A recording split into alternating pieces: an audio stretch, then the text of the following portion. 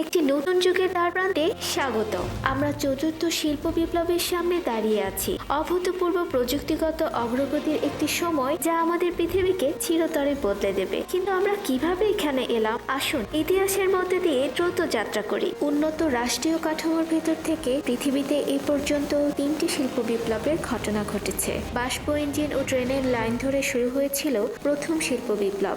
বিদ্যুতের কেবল জড়িয়ে আসে দ্বিতীয় শিল্প বিপ্লব, আর তৃতীয় শিল্প বিপ্লব, যেই বিপ্লবের পরিবর্তনের ঘোর কাটিয়ে উঠতে পারেনি এখনো বিশ্বের অনেক দেশ।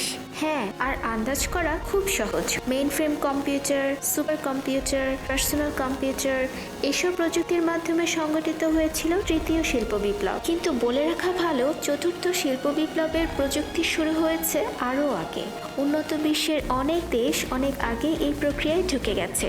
Internet, smartphone, robotics, artificial ইন্টেলিজেন্সি, machine learning, genetic engineering, 3D printing ইত্যাদির মাধ্যমে চতুর্থ শিল্প বিপ্লব চলে এসেছে দরজার ঠিক ওপারেই। আমরা যখন এগিয়ে যাচ্ছি, এটি মনে রাখা অপরিহার্য যে চতুর্থ শিল্প বিপ্লব শুধু প্রযুক্তির বিষয় নয়। আমাদের এই নতুন যুগের উত্তেজনাপূর্ণ উন্নয়নগুলোর অন্বেষণ চালিয়ে যাওয়ার সাথে সাথে অবশ্যই এর ভালো ও সঠিক ব্যবহারের দিকেও নজর রাখতে হবে।